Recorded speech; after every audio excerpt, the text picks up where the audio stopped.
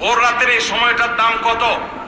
আরে ভাই, এই সময়ের দোয়া 1 মিনিটের দোয়া অন্য সময়ের 100 মিনিটের সমান না। অন্য সময়ের 100 মিনিটও এই ভোর রাতের 1 মিনিটের সমান না। এত মূল্যবান সময়। সারি খেতে উঠছেন, সারি খান, ভালো কথা, কিন্তু সারি খাওয়ার আগে পরে 10টা মিনিট জায়নামাজে মুসল্লাতে দাঁড়ান, একটু 2 রাকাত নামাজ পড়েন। এই সময়টা দোয়া কবুল হয়। আল্লাহ ডেকে ডেকে বান্দাকে দেন। একটু হাত তোলেন, চেষ্টা করবেন তো ইনশাআল্লাহ। আপনার বাসার এক কোনায় চলে যাবেন, একটু আলো আধারিতে চলে যাবেন, সেখানে গিয়ে বসে আল্লাহর কাছে একটু কথা বলবেন।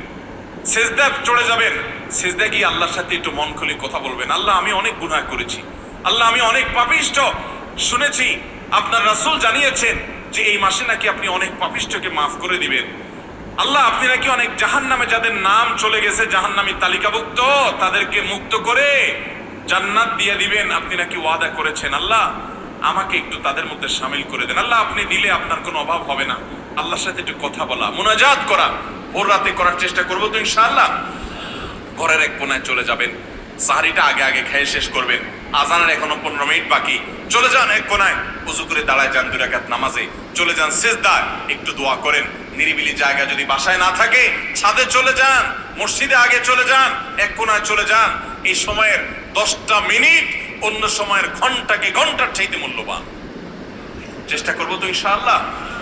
ভাইরা আমার, সিয়াম আমাদেরকে হারাম ছাড়ার প্রশিক্ষণ দেয়।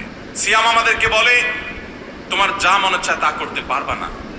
অনেক অবৈধ কাজ করার সুযোগ আসে, তোমার মনেও চায়, কিন্তু করা যাবে না।